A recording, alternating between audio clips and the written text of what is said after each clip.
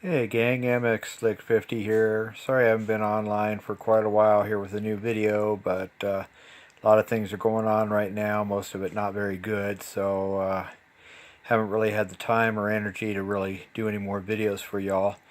But this weekend I did go to an antique store that was closing and picked up this Sparton radio.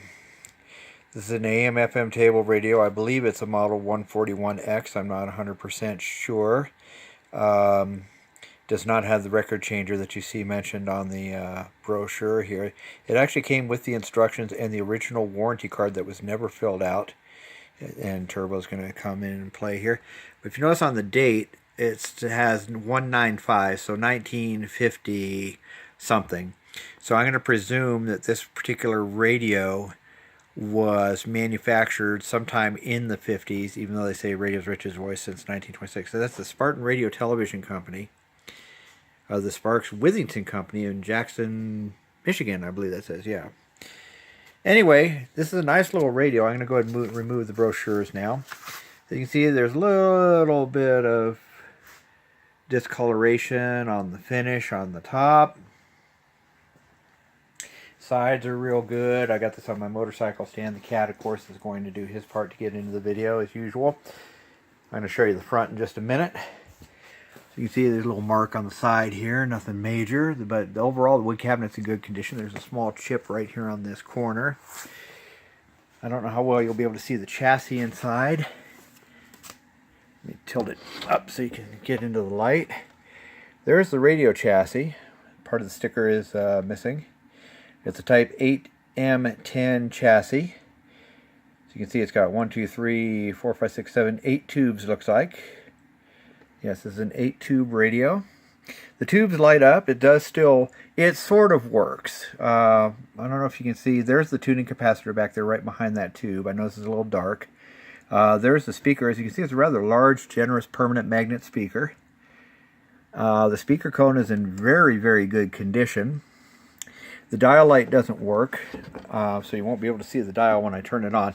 It does turn on with only a small amount of hum, so the power supply electrolytic, this bad boy right here, is most likely in okay condition. However, I think the rest of the capacitors, the other capacitors under the chassis, are going to have to be changed. And there is a problem. The tuning, there is a... here's the faceplate of it. Might be a little hard to see. This knob right here is your volume control. You have off, on, and tone, so your switch is built into the tone control. Very unusual feature. Here's the source selector switch for phono, AM, or FM. And here's the tuning dial. Now the tuning dial just freewheels right now. And looking at the back, closer at the back of the chassis, this is really kind of neat. The pointer is actually on a mechanical arm with the light attached to it that is permanently attached to the tuning capacitor. So the good news is that resetting this tuning knob should be a simple matter of a simple cord or even a rubber belt of some kind to drive from the tuning knob to the actual tuning capacitor itself. As you can see, there's some screws on the corners of the faceplate. The faceplate's got some dings in it, in the paint and the finish there. And it does sort of work, and I'm going to demonstrate that in just a moment. The dial light does not come on. As you see, the grill cloth is in excellent condition. There's no holes, rips, or tears in it. This is a beautiful radio. I paid $30 for it. Now I'm going to go ahead and turn it on and let it warm up. You may be able to just hear that little bit of hum, just a tiny trace amount of hum. Now it's set to AM.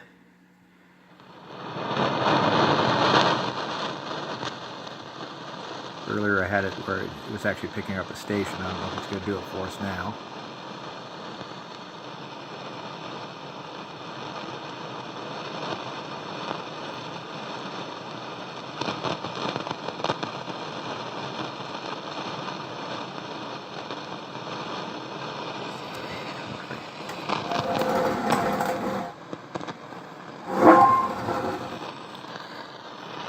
As you can hear by all that random noise, that is not AM static you're hearing right there. That's just the random noises of the radio itself. the selector switch. In FM, you get nothing. In AM, you get the random noise. And in phono, you get nothing.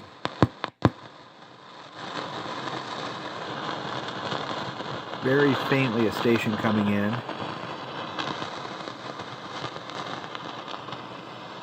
Now, unfortunately, I didn't take the precaution of putting on a rubber glove so I could reach inside and touch the tuning dial.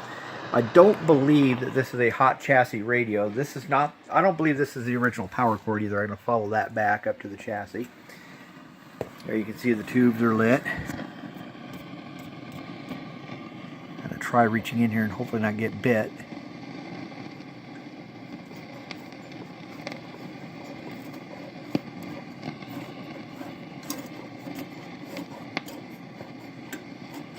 Yeah, see, I'm not. 6.5 to go. Wait a minute.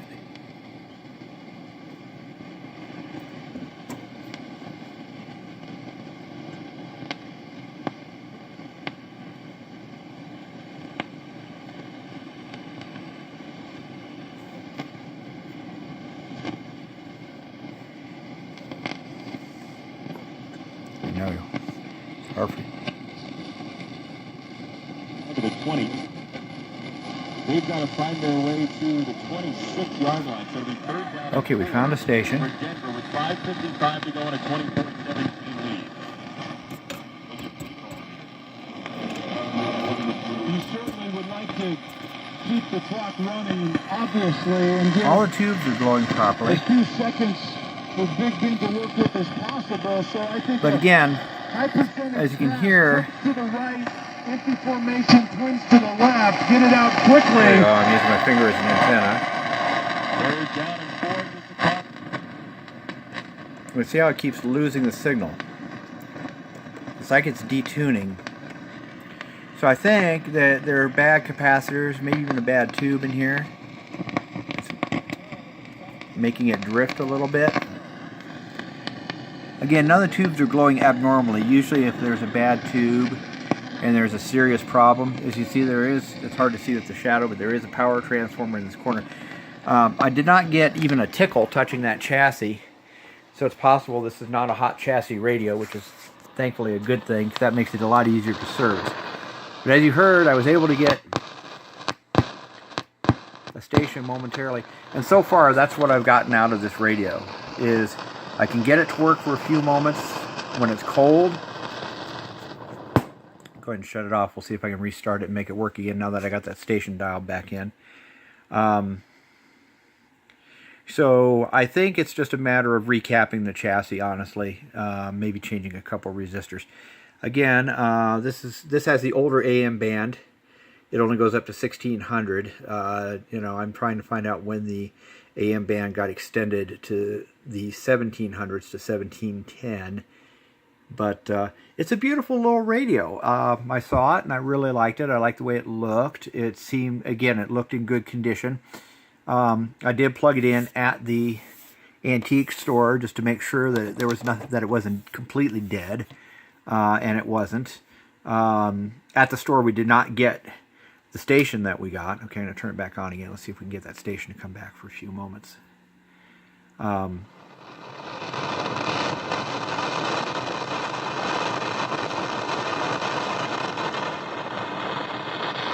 Yeah, I really think it just needs recapped.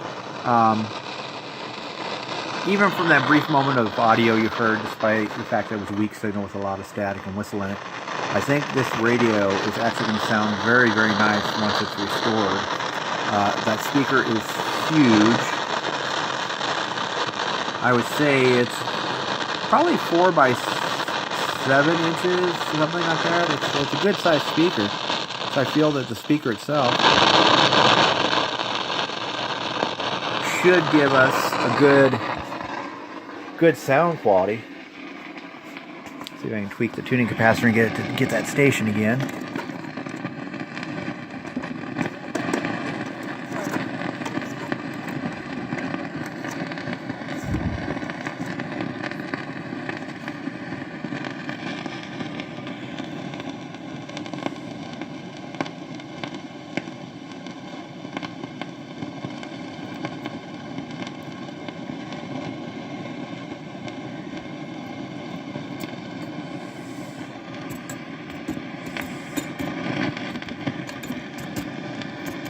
Now, I honestly think this is going to be a radio that's going to need it's going to need the chassis worked on before it'll actually really work. But you did get a little demonstration there, at least, for a few seconds. Okay, so I'm going to turn it off so I don't cause any more harm. Anyway, so as time permits, I'll be posting update videos on this radio. It's kind of a cool little radio. Sparton, S-P-A-R-T-O-N is the brand. Model 141X or 142X. As you saw the label on the chassis, I'll go back to that again. It's partially obliterated, so I have no idea. Oh, wait, there it is, 142X. So this is the 142X model. So the model number did survive. So I have a feeling that the 141X may very well have been an AM only model. I don't know if I can get... I wonder if I can get the flashlight on the phone to work while I'm doing this video. Oops, it's not going to let me do it. Anyway, I wanted to show you right back there the rod that actually connects to the dial, which is what moves the lamp. And this cord, which you can just make out here with my fingers, right there that I'm touching with my finger, that is the cord for the dial lamp. The wiring in this seems to be in pretty good condition for its age. It looks like this was kept in a house or whatever, not necessarily in a barn or anything where it would have gotten really dirty or nasty. It's dusty, but it's not really as bad as some older radios, as some antique radios that you would find at a shop would be. So anyway, so eventually I'm going to tear this thing down, look into this chassis, and see if we can figure out what's going on with it. And when I get an update on it, I'll post a video. It may be quite a while, just going to depend upon how things go. I'll give you another around the world view of the radio here, just as the heater kicks on. Anyway, so there is my latest project. Again, $30 at a thrift stop at an antique store that was closing down. Model 142X radio with the original factory warranty card unfilled out and the original operating instructions. Well, y'all have a good one. I'll get this posted and we'll update as it gets repaired.